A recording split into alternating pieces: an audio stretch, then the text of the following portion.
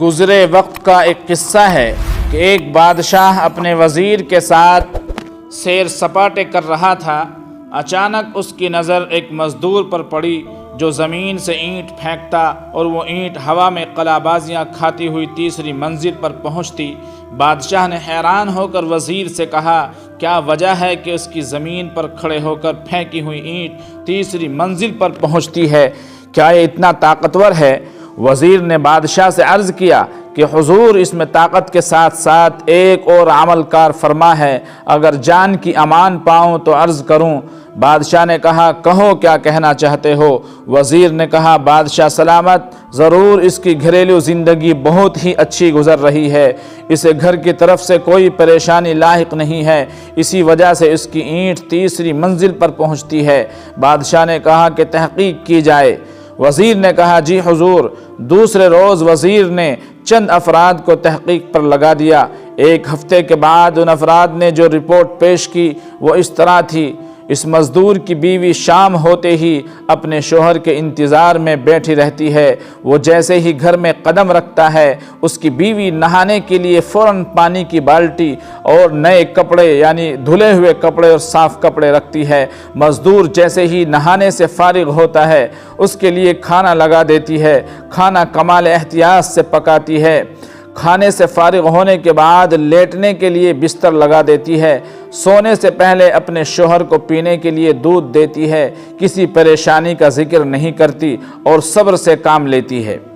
جب یہ رپورٹ بادشاہ کے سامنے پیش ہوئی تو وہ مزید حیران ہوا۔ اس نے وزیر کو کہا کہ ان کے درمیان کچھ رنجش پیدا کر دو، پھر دیکھیں کیا نتیجہ نکلتا ہے۔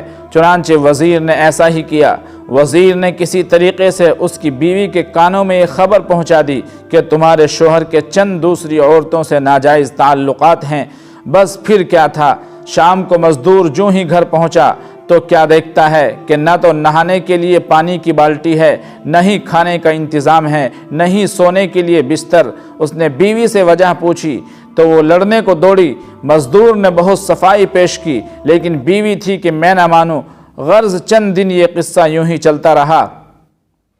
ایک دن وزیر نے بادشاہ کو کہا کہ بادشاہ سلامت، ہم سیر پر چلتے ہیں اور اس مزدور کی حالت دیکھتے ہیں۔ بادشاہ وزیر سمیت سیر پر نکلا اور اسی مزدور کے پاس پہنچے تو کیا دیکھتے ہیں کہ مزدور لاکھ کوشش کرتا ہے لیکن اینٹ پہلی منزل سے اوپر جاتی ہی نہیں ہے۔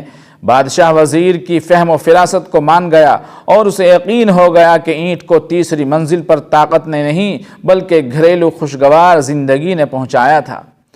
قصہ مختصر کہ مزدور کی بیوی کو بتایا گیا کہ یہ سب تمہارے ساتھ ڈرامہ کیا گیا تھا۔ جب اسے حقیقت معلوم ہوئی تو وہ خوش ہوئی اور پھر وہی شوہر کی خدمت اور وہی اینٹ تیسری منزل پر۔ حقیقت بھی یہی ہے کہ جو شخص گھریلو پریشانیوں سے دور ہے اور جن کے گھر میں خوشحالی ہے، ترقی انہی کے قدم چومتی ہے۔ لہذا ہمیں بھی چاہیے کہ اپنے گھر کا ماحول خوشگوار رکھیں۔ کسی طرح کی اپنے جو عورتوں کو چاہیے کہ اپنے جو شوہر ہیں یا گھر کے بڑے ہیں انہیں کسی طرح کی ٹینشن نہ دیں، انہیں دماغی ذہنی اعتبار سے پریشان نہ کریں، ورنہ وہ ایسے پریشان ہو جاتے ہیں اور بالکل اپنے آپ کو گویا بہت ہی پریشان سمجھ کر کے مایوس سے ہو جاتے ہیں اور وہ زندگی میں ترقی کرنے کے قابل نہیں رہتے ہیں۔ اس لیے اپنے گھر کو کے حالات خوشگوار بنائیں تاکہ مرد بھی ترقی کر سکے اور منزلیں